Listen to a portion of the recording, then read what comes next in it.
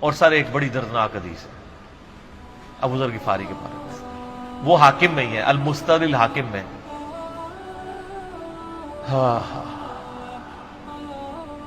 غزوہ تبوک آپ کو پتا ہے ایک ایسا غزوہ تھا جس میں جو شرکت نہیں کرے گا وہ منافق ڈکلیئر ہوگا، قرآن میں فتویٰ آ گیا تھا۔ اس سے پہلے کبھی نفیر عام نہیں تھی، یہ پہلا اور آخری موقع تھا، کیونکہ رومن امپائر سے ٹکرانا تھا، سپر پاور تھی دنیا کی، 1.5 لاکھ کی فوج لے کے کیسرے روم بارڈر پہ آ گیا تھا عرب کے۔ تو نبی علیہ السلام نے اناؤنسمنٹ کی کہ بھئی اب سب نے جانا ہے، جو نہیں جائے گا منافق شمار ہوگا، الا یہ کہ کسی کے پاس ریسورسز نہ ہو، یا کوئی مریض ہو، یا کوئی عورت ہو، یا کوئی معذور ہو۔ منافقین آگے بہانے کر رہے تھے، کچھ سادہ لوگ مسلمان بھی اس کا حصہ بن گئے۔ بخاری مسلم میں 3 اصحاب کی توبہ کا واقعہ بھی موجود ہے، وہی میری ویڈیو ریکارڈڈ ہے۔ تو کعب بن مالک کی رضی اللہ تعالیٰ عنہ علیہ السلام، تو کچھ لوگ جو ہے وہ یعنی اپنے ان معاملات کی وجہ سے کچھ پیچھے بھی رہ گئے۔ تو المستدرک الحاکم میں آتا ہے کہ صحابہ کرام کہتے ہیں کہ ہم نبی علیہ السلام کے ساتھ سفر میں نکلے نا جب، تو نبی علیہ السلام کو آگے کوئی بتاتا تھا، کہتا تھا یا رسول اللہ وہ جو فلاں بندہ تھا نا وہ بھی کوئی نہیں آیا، پیچھے رہ گئے۔ تو آپ علیہ السلام پرواہ نہیں کرتے تھے۔ پھر بتایا گیا یا رسول اللہ وہ بھی کوئی نہیں، یعنی جڑے نعرے مارتے سن اچے اچے، جدو ایتھے کسی دسایا جائے کہ سر وہ تہاڈا پکا جڑا یار ہے بیلی وہ بھی کوئی نہیں جائے، تو حضور علیہ السلام کو لوگ نا فیڈ بیک دیتے یا رسول اللہ وہ بھی غائب ہے، وہ بھی نہیں آیا۔ اب 30,000 کے لشکر میں آپ نے کوئی ریکارڈ تو نہیں رکھا تھا، رجسٹر تھا، لیکن کدھر 30,000 بندوں میں کدھر کوئی رکھ سکتا ہے صاحب اس طرح، یا رسول اللہ وہ بھی رہ گیا، وہ بھی۔ تو حضور علیہ السلام کہتے ہیں ٹھیک، آپ فرماتے تھے اللہ چاہے گا تو آ جائے گا، نہیں آئے گا تو نہیں آئے۔ تو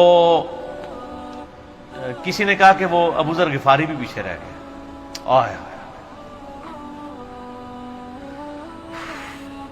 اور ابو ذر کو اس کے اونٹ نے روک لیا۔ اونٹ ہی نہیں اٹھ رہا تھا نا سر، وہ آپ کو گاڑی تو نہیں ہے نا جو سٹارٹ کر لیں گے آپ، اونٹ چلنے سے انکار کر دیں، کوئی کر سکتا ہے؟ اور سر سفر کتنا ہے؟ 700 کلومیٹر، 700 کلومیٹر کا ریگستانی سفر آج کے دور میں بھی کرنا مشکل ہے۔ سائیکل پہ نہیں آپ کر سکتے، پیدل تو آپ سوچ بھی نہیں سکتے، اونٹ کے بغیر کیسے ہو سکتا ہے؟ جس میں آپ کو اونٹ اس لیے بھی ضروری ہے کہ اس کے اوپر آپ نے سامان لادنا ہے، پانی نہیں راستے میں پینا، ریگستان میں تو کئی کلومیٹرز تک کچھ بھی نہیں ہوتا، بھوکے پیاسے مریں گے۔ پھر آپ قافلے سے بھی جدا ہیں۔ تو ابو ذر غفاری کوشش کرتے رہے کس طریقے اونٹ، اسی دوران قافلہ نکل گیا آگے، تو وہ اونٹ اٹھا ہی نہیں ہے، تو حضرت ابو ذر غفاری نے اپنا سامان اپنی پیٹھ پہ لاد لیا، پیدل چل پڑے ریگستانی سفر میں۔ حاکم کی روایت ہے کہ ہم نے دیکھا دور سے ایک اکیلا شخص ہے جس کی پیٹھ کے اوپر بورا لدا ہوا ہے۔ تو نبی علیہ السلام کی آپ محبت دیکھیں، آپ نے فرمایا کہ تو ابو ذر ہو جا، یعنی جو آنے والا شخص ہے تو ابو ذر ہو، یعنی حضور نے خواہش کا اظہار کیا۔ آپ کو نظر تو نہیں آ رہا تھا یہ کون آ رہا ہے، آپ کی محبت، آپ کو پتا تھا ابو ذر غفاری نہیں رہ سکتا پیچھے۔ تو صحابہ کہتے ہیں آپ نے فرمایا تو ابو ذر ہو جا، تو صحابہ کہتے ہیں تھوڑی دیر بعد جب وہ قریب آئے تو ہم نے پہچان لیا ابو ذر غفاری ہیں۔ تو جب ہم نے پہچان لیا نا تو حضور علیہ السلام نے ان کے پہنچنے سے پہلے آپ نے فرمایا ابو ذر کو دیکھو اکیلا آ رہا ہے، اکیلے ہی دنیا سے جائے گا اور قیامت الدن بھی اکیلا اٹھایا جائے گا۔ دنیا سے کیا کہہ رہے گے؟ صحیح بخاری میں آتا ہے کہ حضرت عثمان غنی رضی اللہ عنہ کے دور میں چکے، یہ اس حدیث کا بھی کچھ حصہ باقی ہے، میں بعد میں بیان کروں، پہلے میں اس کو کنکلوڈ کر لوں کہ صحیح بخاری میں آتا ہے کہ حضرت ابو ذر غفاری شام چلے گئے تھے، وہاں پہ چونکہ گورنر تھے حضرت معاویہ رضی اللہ تعالیٰ عنہ، وہ قرآن کی وہ جو سورہ توبہ کی آیات ہے نا کہ جو لوگ سونا اور چاندی جوڑ کے رکھتے ہیں یہ گرم کر کے ان کی پیٹھوں پہ، ان کے ماتھے کے اوپر لگایا جائے گا قیامت والے دن، تو وہ یہ آیت پڑھا کرتے تھے، اور حضرت معاویہ سے ان کا جھگڑا رہتا تھا کہ تم لوگ جو یہ مال جوڑ رہے ہو نا اور یہ اتنے خزانے تم لوگوں نے بنا لیے ہیں، یہ نبی علیہ السلام کی تعلیمات کے خلاف ہے۔ تو حضرت معاویہ کہتے تھے یہ تو اہل کتاب کے بارے میں آیات نازل ہوئی ہیں، تو وہ کہتے تھے نہیں، یہ سب کے بارے میں ہے۔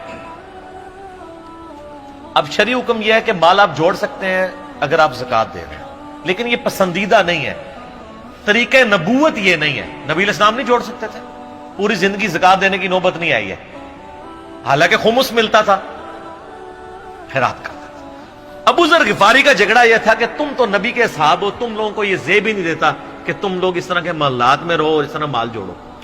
تو اب چونکہ سینئر صحابی تھے، ان کو ہاتھ ڈالنا بھی آسان نہیں تھا، پھر نبی علیہ السلام نے فرمایا ہو کہ اس سے زیادہ سچا انسان ہی کوئی نہیں، تو حضرت معاویہ نے خط لکھا حضرت عثمان کو کہ جی اس بندے سے میری جان چھڑائے نا، اس کو آپ واپس بلائیں۔ حضرت معاویہ نے جب خط لکھا تو حضرت عثمان نے ان کو کہا تم مدینہ شریف واپس آ جاؤ۔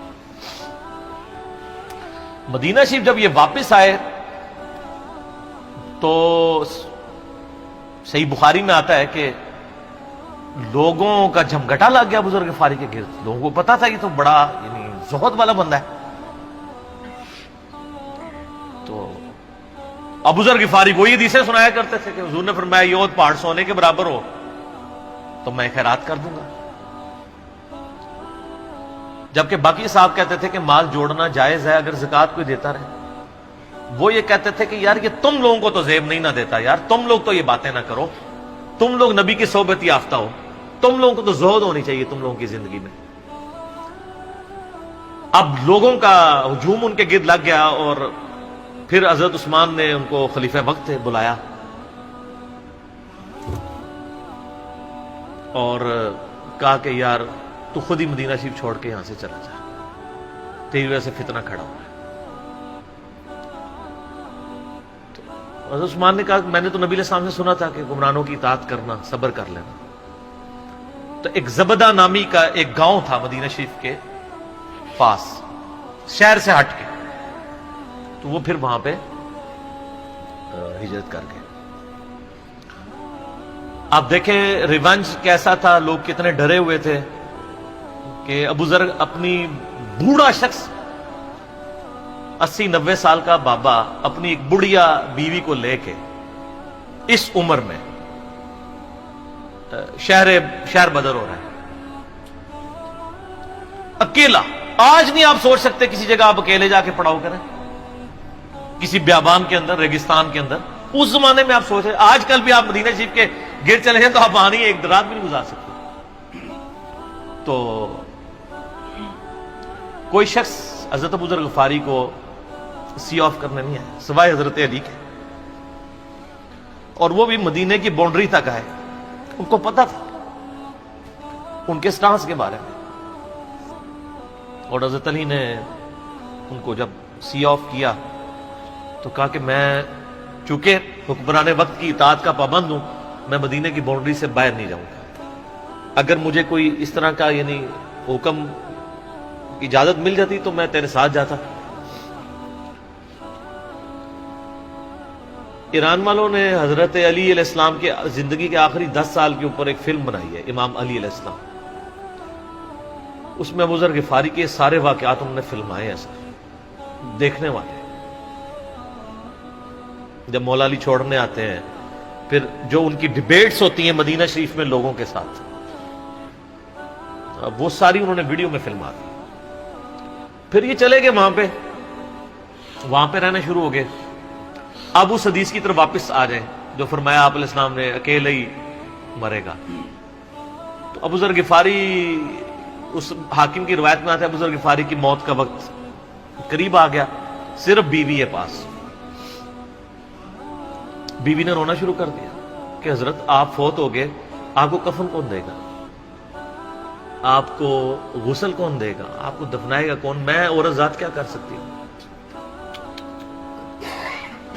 حضرت ابو ذر نے کہا کہ نبی علیہ السلام سے میں نے سنا تھا کہ تو اکیلا مرے گا، پھر مسلمانوں کا ایک قافلہ وہاں سے گزرے گا جو تجھے کفن دے کے دفنائے گا اور جنازہ بھی پڑے گا۔ تو نے فکر نہیں کرنی، جب میں مر جاؤں تو میری لاش کو چوراہے پہ رکھ دینا، گزرگاہ پہ، جو یعنی مدینہ کی طرف راستہ آتا تھا گاؤں ایریا سے گزر کے، اللہ میرا بندوبست کر دے گا۔ وہی ہوا کہ ان کے مرنے کے بعد مسلمانوں کا ایک قافلہ دور سے آ رہا تھا. تو اسی مستدل حاکم کی حدیث میں آتا ہے کہ سر قافلہ بھی سنے پھر کون ہے؟ عبداللہ ابن مسعود. ابو ذر غفاری بھی زہد کے امام، ابن مسعود بھی زہد کے امام، ابو درداء بھی زہد کے امام.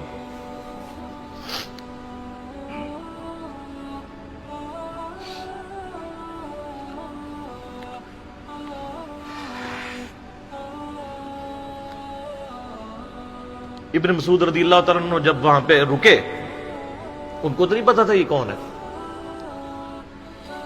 تو انہوں نے کہا بی بی کیا وہ؟ ان کا میرا خامند مر گیا ہے. ان کا یہ کون ہے؟ تو انہوں نے کہا ابو ذر غفاری. عبداللہ ابن مسعود کی چیخ نکل گئی، چیخ ماری انہوں نے. ان کا واہ. اللہ کے نبی نے فرمایا تھا کہ ابو ذر اکیلا آ رہا ہے تبوک کے موقع پہ، دنیا سے بھی اکیلا جائے گا، اور قیامت الدن بھی اکیلا اٹھایا جائے گا. یعنی اب اسی سرزمین سے ہی اس نے اٹھنا ہے نا، ہر بندے نے اپنی قبر سے اٹھنا ہے.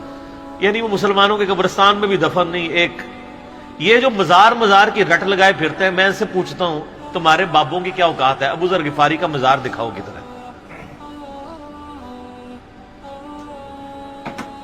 جو اس روئے ارض پہ نیلی چھتری کے نیچے سچا ترین انسان جس کو اللہ کے نبی کہہ رہے ہیں، اس کا کوئی مزار نہیں ہے.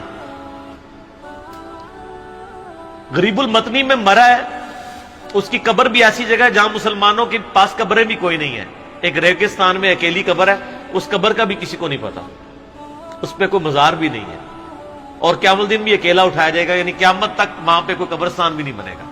ظاہر نبی علیہ السلام کی یہ بھی خبر ہے. تو کیا وہ ناکام ہو گیا اگر مزارات ہی دلیل ہے کامیابی کی؟ تو عبداللہ ابن مسعود رضی اللہ تعالیٰ نے ان کو غسل دیا، کفن دیا اور دفنا دیا. یہ پوری ڈیٹیلز آپ کو المستدل حاکم میں مل جائیں گی. تو ابو ذر غفاری ان چند شخصیات میں سے ہیں جن میں پوری امت کا اتفاق ہے ان کی نیکوکاری کے اوپر. شیعہ بھی ان کو بہت رسپیکٹ دیتے ہیں، اہل سنت بھی دیتے ہیں، صوفیاء کے ہاں بھی ان کو امام مانا جاتا ہے زہد کی وجہ سے. آپ تصوف کی جتنی کتابیں پڑھیں، چاہے امام غزالی کی ہوں، رسالہ کو شیریہ پڑھیں، اور لوگوں کو بھی پڑھنا شروع کریں، تو ابو ذر غفاری آپ کو زہد کے امام کے طور پہ ملیں گے کہ ان کی زندگی میں یعنی یہ زہد تھا کہ انہوں نے کس طرح کی زندگی گزاری ہے. سر لوگ مجمع میں مرتے ہیں، ان کو یاد کوئی نہیں کرتا، اور ابو ذر غفاری کو آج بھی دنیا یاد کر رہی ہے، ہم بھی یاد کر رہے ہیں رضی اللہ تعالیٰ عنہ علیہ السلام. اللہ تعالیٰ قیامت والے دن ہمیں ایسے نیکوکار لوگوں کا ساتھ نصیب فرمائے. آمین ثم آمین.